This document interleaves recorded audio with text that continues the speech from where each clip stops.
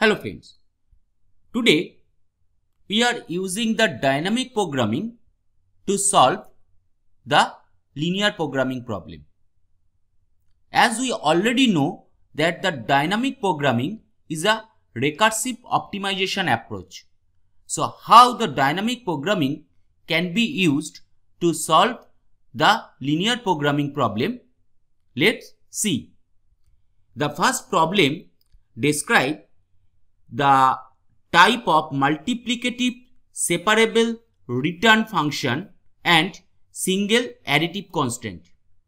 Let's check the problem here. The problem statement says we have to find the u1, u2, u3 where given as to maximize z is u1 into u2 into u3. Subject to u1 plus u2 plus u3 is equal to 10 and u1, u2, u3 given greater than equal to 0. So before we start the problem, let us define the state variables, and there are particularly 3 state variables.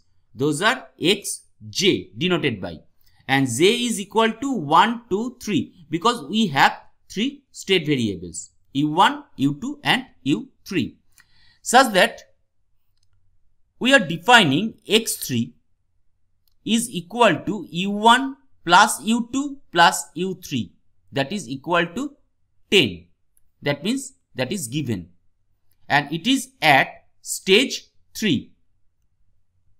Then we are defining x2, the state variable, as x3 minus u3. So x2 is equal to u1 plus u2 at stage 2. And finally, the x1 has been defined as x2 minus u2. So that one is equal to u1 at stage 1.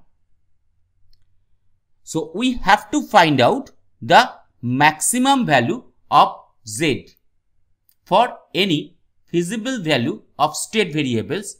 Now it is given by the feasible value of the state variable is given by the first one, f3 x3, and that one is the maximum of u3 into the f2 x2.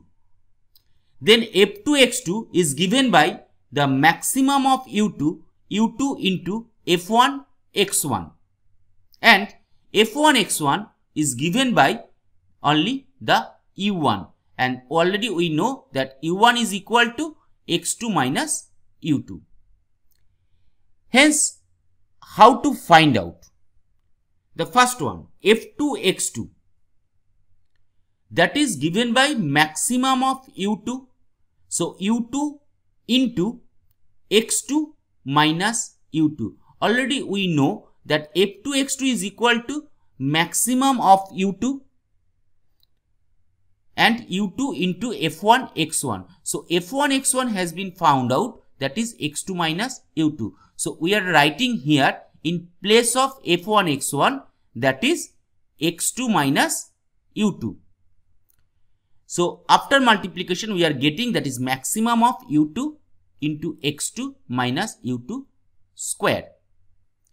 Now according to the differential calculus, to find the maximum value of f2 x2, we differentiate f2 x2 with respect to u2 and we are equating it to 0.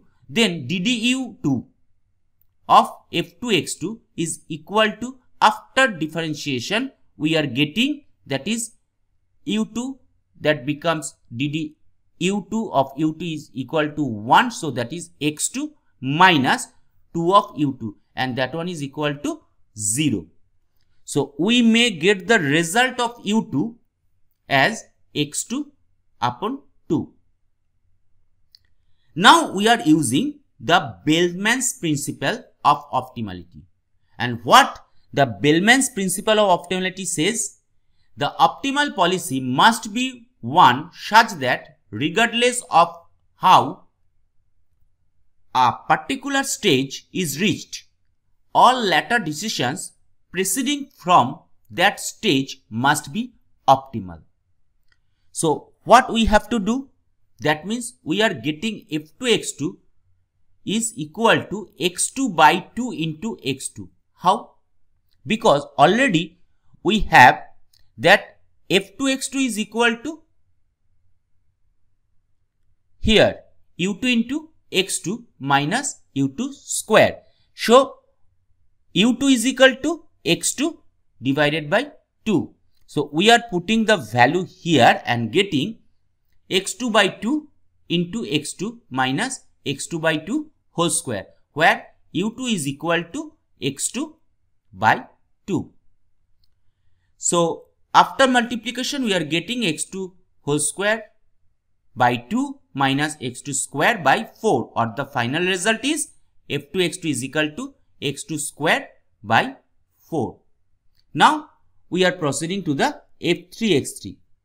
Now f3x3 gives us the maximum of u3 and u3 into f2x2. Already we have found that f2x2 is equal to x2 square by 4.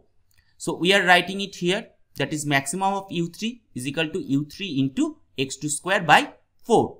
Once again x2 is equal to x3 minus u3. So we are just replacing x2 here with x3 minus u3 whole square by 4. So after multiplication we are getting that one as maximum of u3, that is u3 x3 whole square minus 2x3 u3 square plus u3 whole to the power 4 divided by 4. Once again, to find the maximization, that means differentiating f3x3 with respect to u3, we get and another also equating to 0.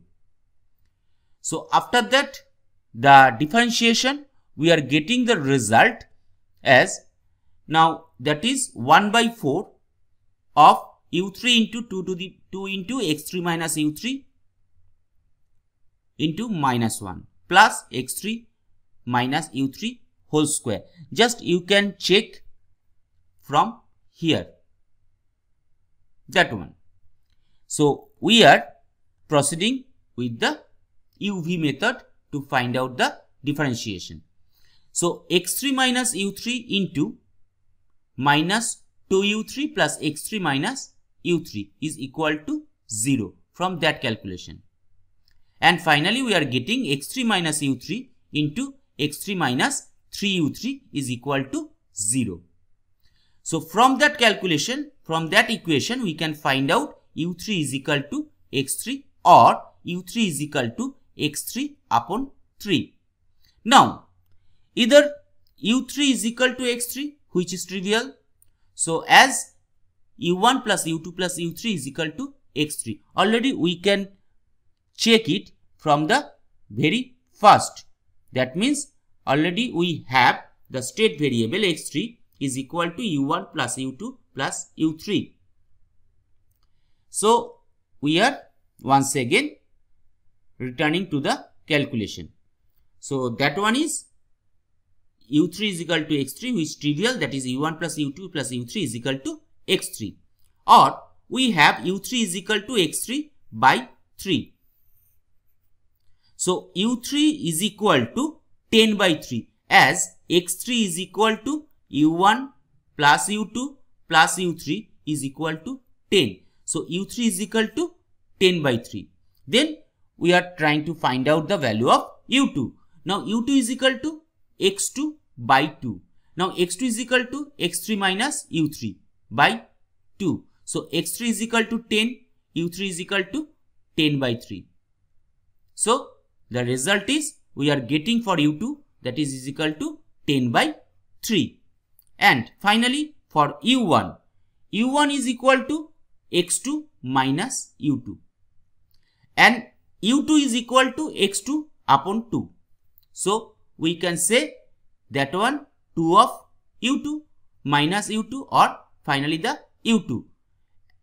Once again we have found that u2 is equal to 10 by 3. So u1 is equal to 10 by 3. So finally we can get u1 is equal to u2 is equal to u3 10 by 3.